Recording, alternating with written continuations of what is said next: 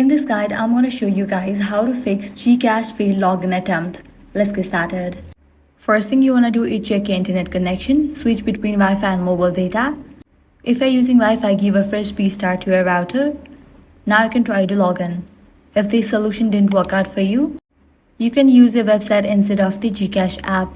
Launch your preferred browser and navigate to the official website of GCash. From here, you can try to log in. Next, check for app update. Head over to App Store or Play Store. Then search for the app GCash. Once app appears, if you see the option update, click on it. Next up, verify your phone number and MPIN. Ensure you are using the correct registered phone number. Carefully enter your MPIN. If you have forgotten your MPIN, use the Forget MPIN option. Likewise, wait if your account is temporarily locked.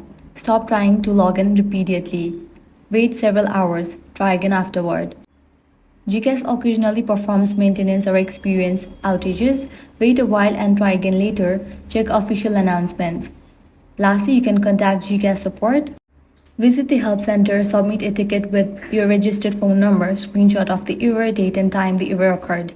And that's it. With these steps, your problem will be resolved. If this guide helped you out, do not forget to like, share and subscribe.